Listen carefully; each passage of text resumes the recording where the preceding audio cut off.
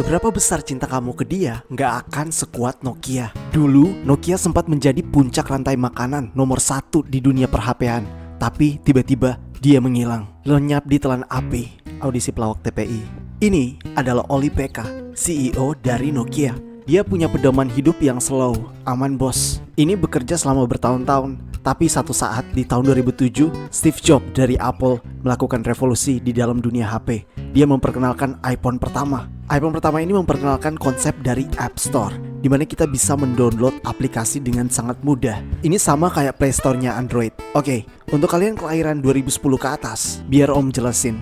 Dulu, kalau kita mau install aplikasi di HP kita, pilihannya itu dikit banget. Jadi, kalau misalnya kita mau download game terbaru yang asik, itu kita harus ke satu website yang namanya kayak Webtrick. Di situ kita baru pilih game, terus pilih game yang kita ingin download, terus kita spesifikasi HP kita, ukuran layar dan lain-lain, baru kita download. Setelah di-download, kita install dulu. Setelah diinstal, baru kita bisa main. Nah, proses ini panjang banget dan sudah pasti nggak disukai oleh orang-orang. Beda banget kalau misalnya di Play Store. Kita tinggal sentuh aplikasi yang ingin kita install dan langsung terinstall di HP kita secara mudah. Nggak perlu spesifikasi dan lain-lain. Dan ini fitur yang disukai banget oleh orang-orang. Di satu press conference, CEO dari Nokia sempat ditanya wartawan tentang Apple dan Android yang mulai mengejar mereka. Tapi malah dijawab aman. Symbian, sistem operasi yang mereka pakai untuk HP-HP mereka, masih menjadi nomor 1 dan akan sulit dikejar. Tapi ternyata bisa dikejar.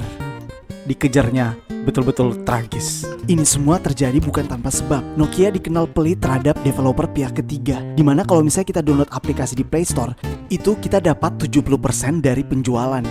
Play Store dapat 30%. Kalau di App Store, kita juga dapat 70%. App Store dapat 30%. Tapi kalau misalnya di Ovi Nokia Store, itu kita hanya dapat 30% dan mereka dapat 70%. Kasihan atuh. Dan kalau kita mau kembangkan aplikasi di Android, itu kita hanya perlu belajar Java. Dan kalau misalnya di iOS, kita hanya perlu belajar Swift. Dua-duanya bahasa mid-level yang gampang dan mudah untuk dipelajari untuk bikin game dan aplikasi. Tapi kalau di Nokia, kita diarahkan untuk pakai C++. Bahasa yang susah untuk dipelajari.